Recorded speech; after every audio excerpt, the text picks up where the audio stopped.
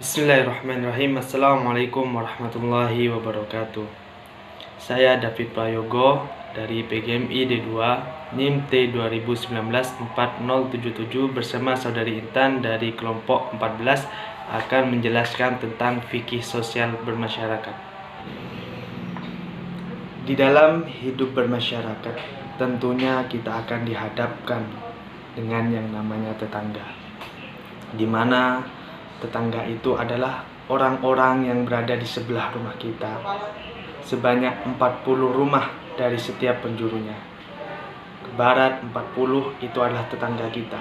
Demikian juga ke timur, 40 rumah itu juga tetangga kita.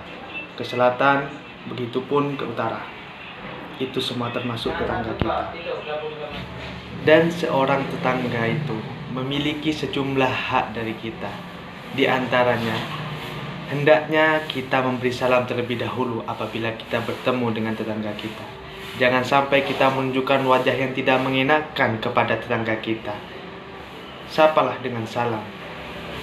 Yang kedua, hendaknya kita berbuat kebajikan kepada tetangga kita atau membalas kebajikan tetangga kita apabila tetangga kita sudah melakukan kebajikan terhadap kita.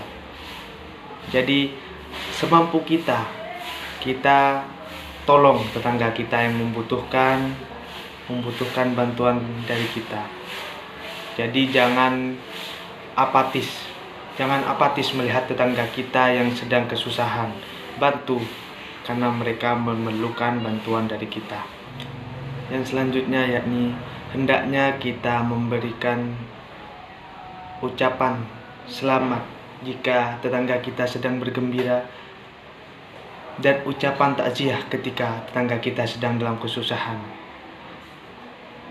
Dan kita harus menjenguk tetangga kita apabila tetangga kita itu sakit, dan hendaknya kita menghadapinya dengan senyuman dan penuh hormat. Jadi biar membuat hatinya gembira, membuat hatinya senang ketika bertemu dengan kita. Ketika tetangga kita bertamu kepada rumah kita, sambutlah dengan penuh senyuman, dengan penuh hormat. Nabi SAW bersabda, "Man kana yu'minu billahi wal yaumil akhir falyukrim jarahu." Barang siapa yang beriman kepada Allah dan kepada hari akhir, maka muliakanlah tetangganya. Assalamualaikum warahmatullahi wabarakatuh. Saya Intan Putri Kumalasari, NIM T 2019-4063 dari kelompok 14 akan mempresentasikan tentang fikih sosial bermasyarakat. Yang pertama, etika bermasyarakat. Menjaga kerukunan hidup dengan tetangga dan dasar saling menghormati. Kedua, ikut menjaga keamanan dan kebersihan lingkungan. Ketiga, menaati peraturan yang berlaku di dalam lingkungan itu atas dasar kepentingan bersama.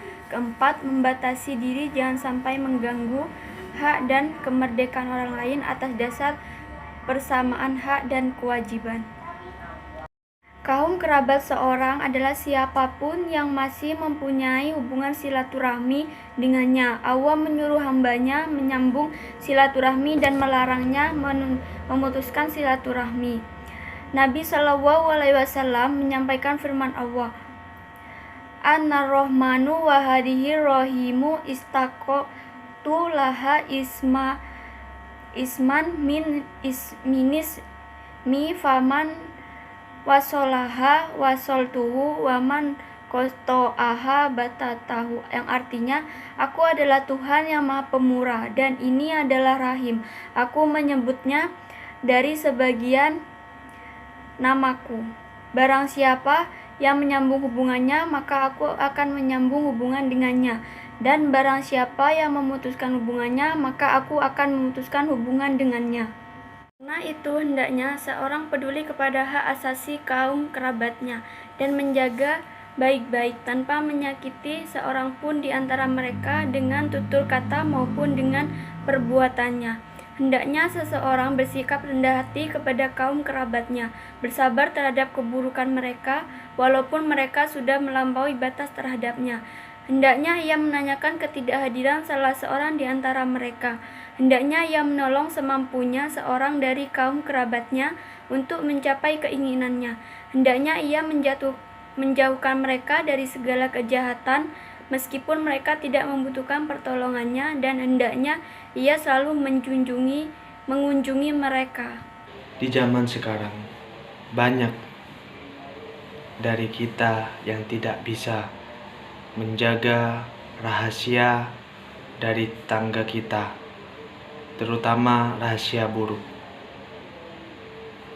Padahal itu adalah suatu hal yang tidak boleh kita bicarakan kepada orang lain, ya, karena itu termasuk ghibah.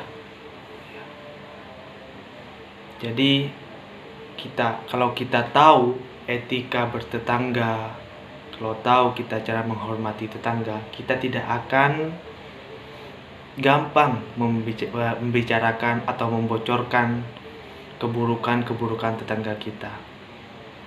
Jadi kita sebagai umat muslim harus saling mengingatkan. Jagalah rahasia tetangga kita, terutama soal keburukan. Jangan sampai dibicarakan kepada orang lain. Cukup kita saja yang tahu. Apabila kita tidak mengetahui, jangan cari tahu tentang kesalahan atau keburukan tetangga kita. Sekian, terima kasih. Kurang lebihnya mohon maaf. Apabila ada kesalahan, itu murni datangnya dari saya sendiri, dan apabila ada kelebihan, itu hanya semata-mata dari Allah Subhanahu wa taala. Kurang lebihnya mohon maaf. Wassalamualaikum warahmatullahi wabarakatuh.